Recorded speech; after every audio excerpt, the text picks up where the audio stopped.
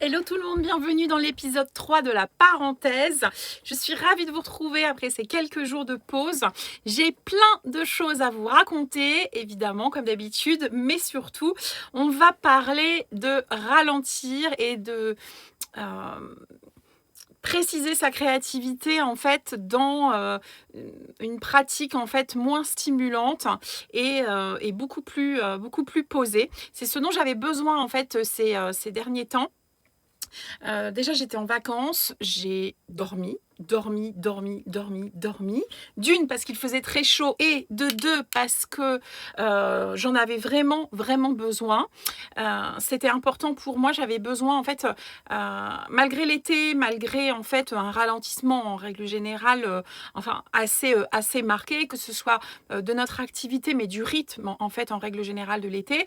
On a toujours cette hyper stimulation de se dire mais j'aimerais faire ça, puis j'aimerais faire ça, puis il faut que je fasse ça. Oh là là, j'ai vu passer ça et j'ai trouvé ça trop beau et regarde ces couleurs dans la rue et nanani. Et notre cerveau il se remplit en fait de plein de choses et de plein de stimuli. C'est génial et en même temps c'est hyper oppressant. On peut avoir ce sentiment en fait d'être assailli et de ne pas avoir comme d'habitude le temps nécessaire en fait pour réaliser tout ça. Donc ça génère d'autant plus de frustration que en fait les journées ne font que 24 heures et en vacances c'est pareil. Voire on a tout le reste qui vient se rajouter. Donc on n'a pas beaucoup plus de temps, loin de là.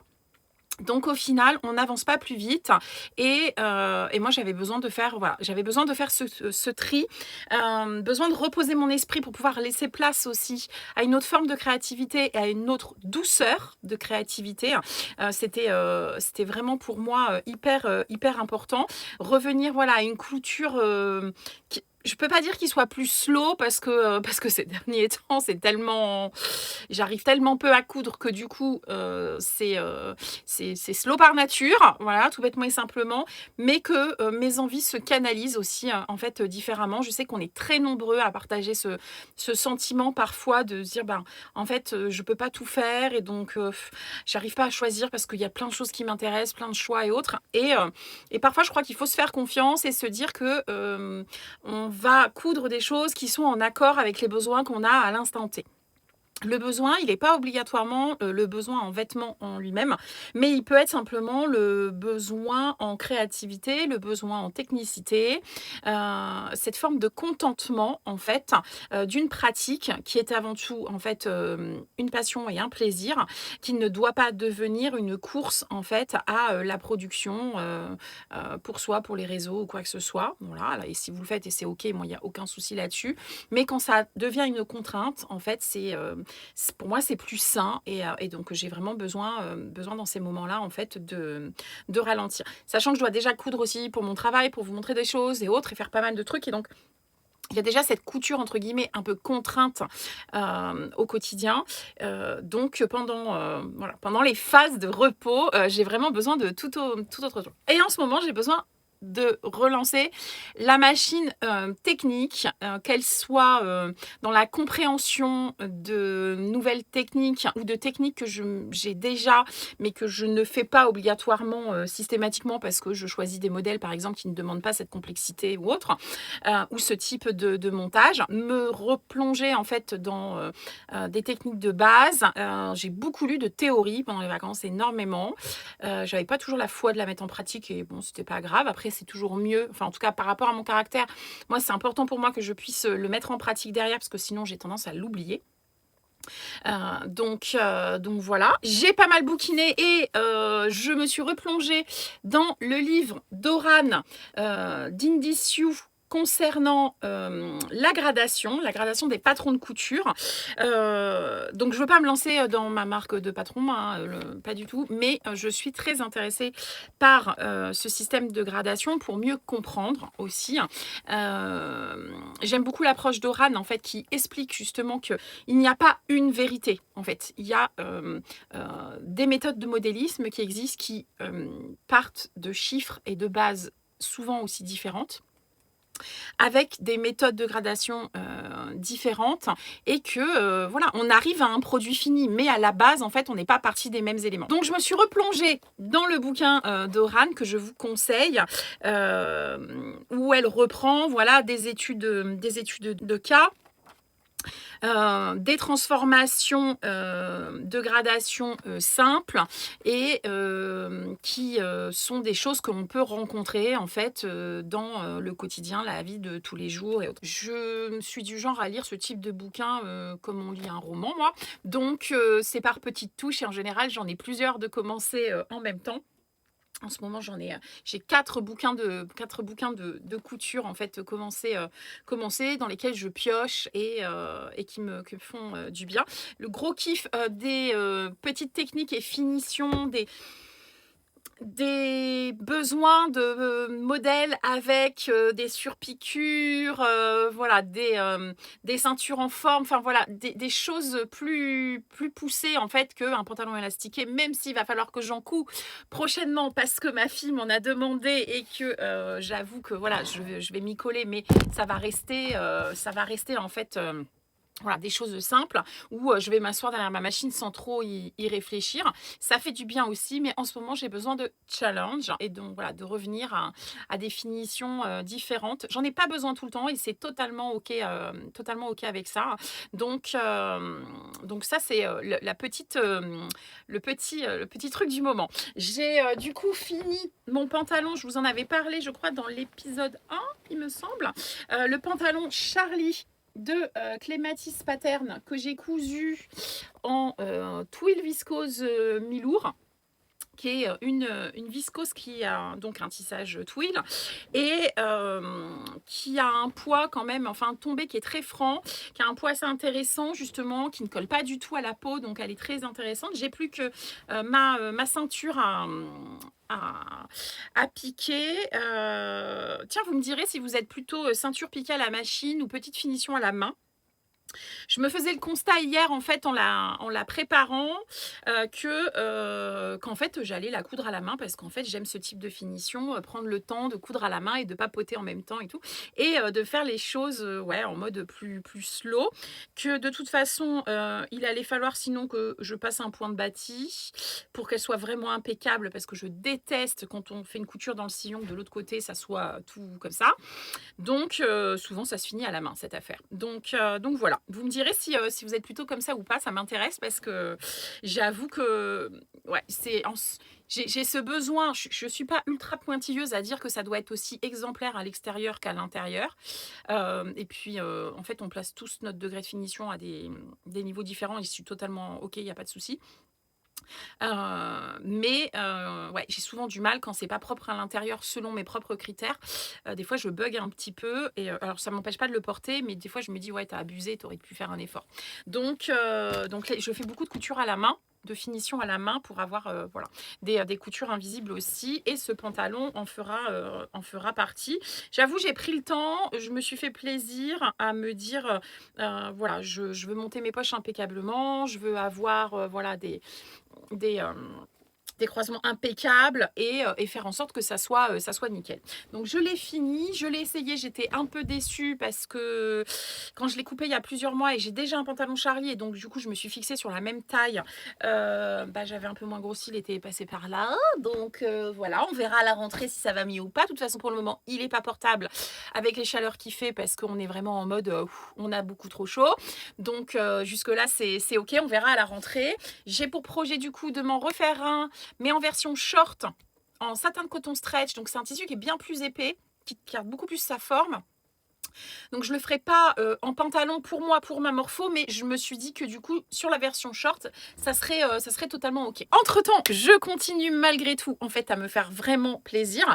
J'ai regardé un reportage sur France TV slash sur la mode de demain qui parle d'une école. Alors j'ai pris mes petites notes pour pas vous dire de bêtises, mais c'était donc le studio Lausier qui défilait en fait en clôture du défilé de la Slow Fashion Week qui avait lieu à Marseille et qui a une école en fait qui fonctionne autour de l'upcycling en fait et du réemploi des matériaux.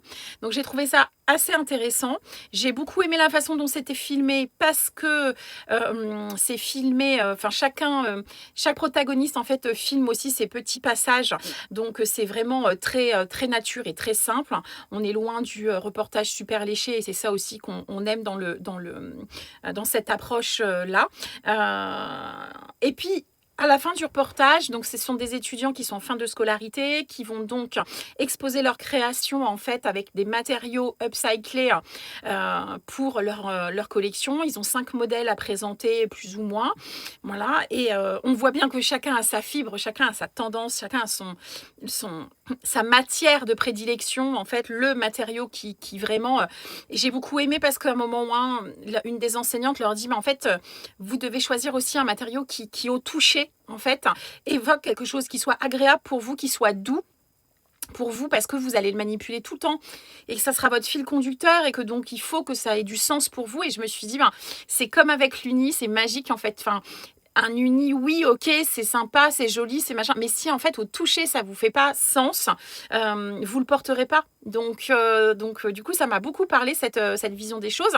Et ben à la fin de toute cette scolarité là, bah, finalement ces jeunes, ils ont travaillé pendant un peu plus de 3 mois sur leur collection de fin d'études. Et la question c'est ben voilà, c'est fini et maintenant qu'est-ce que je fais demain? Et finalement, je me suis dit, bah, en fait, en couture, c'est souvent ça aussi.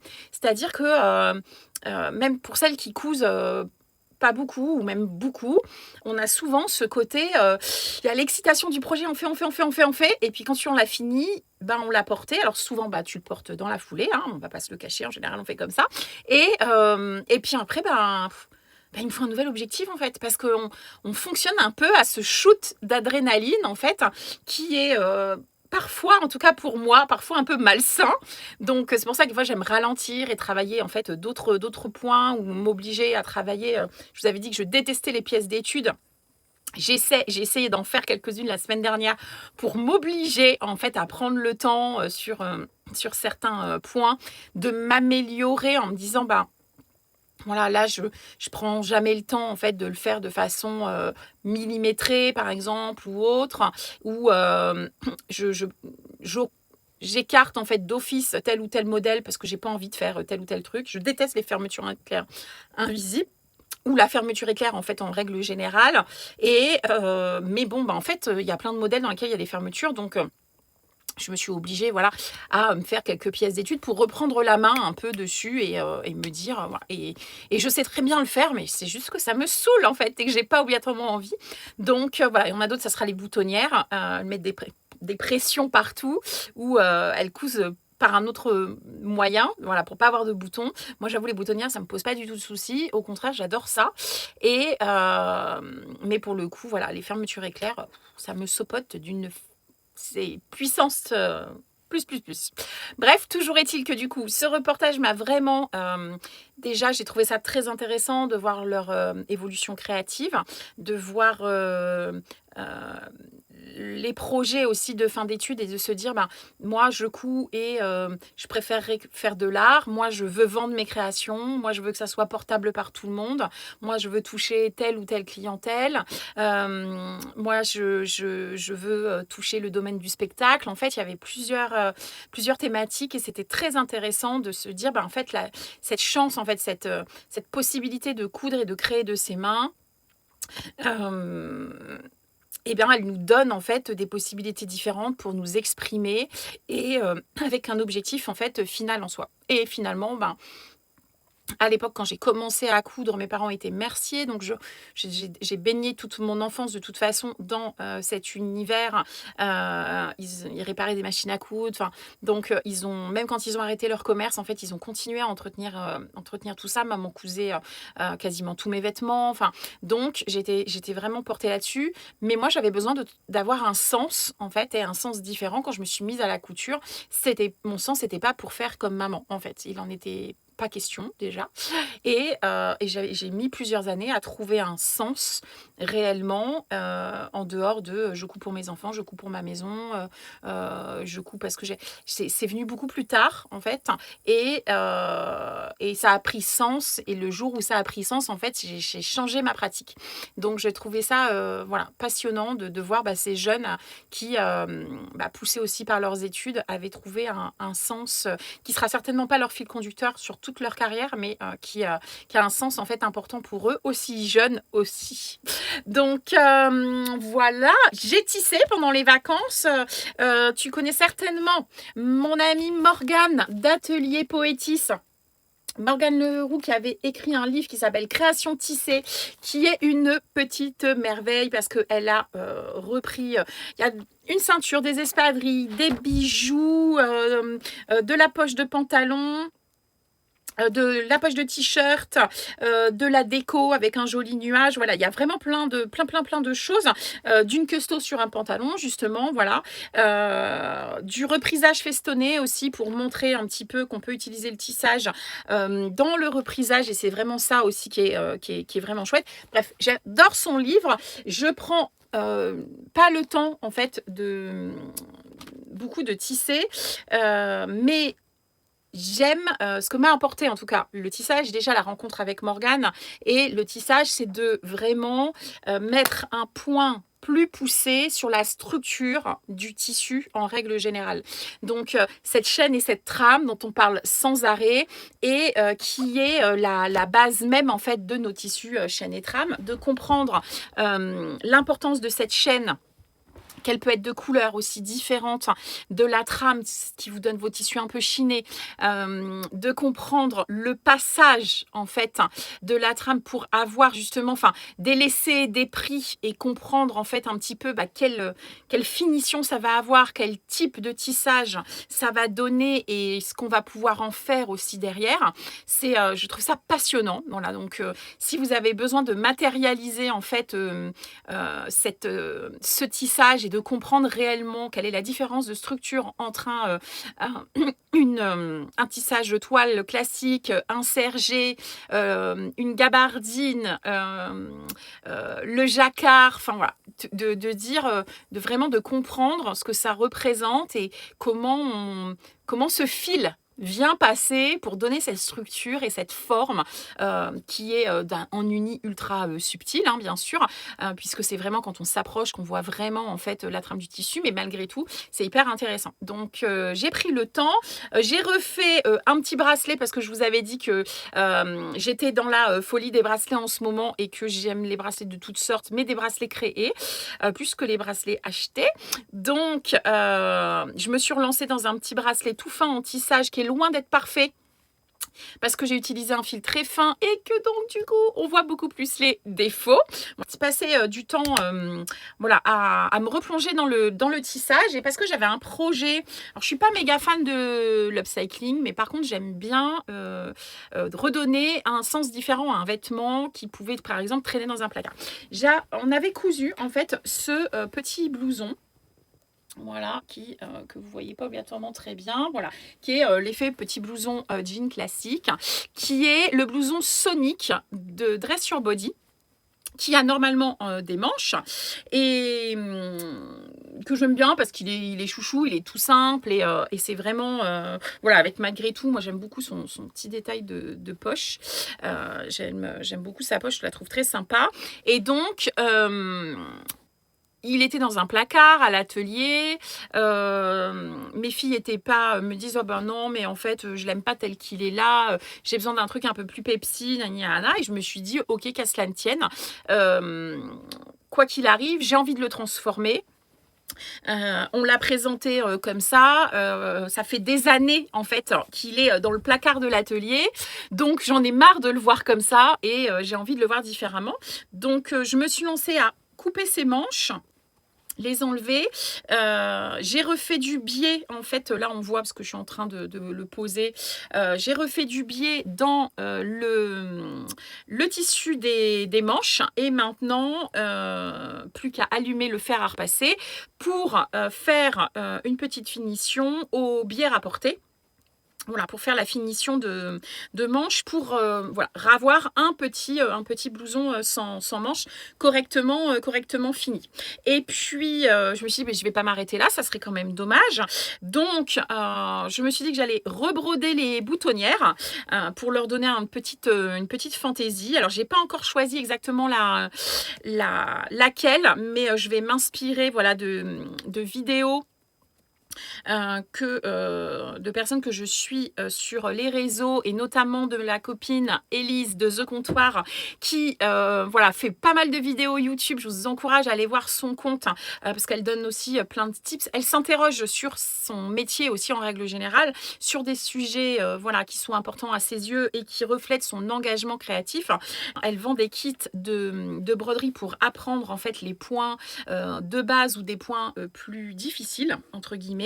Et donc, je vais m'inspirer voilà, de ces vidéos pour pouvoir refaire les boutonnières et leur redonner voilà, du peps et de la couleur. Je m'étais dit peut-être, ou sinon, je ferai des boutonnières plus simples mais une de chaque couleur par exemple.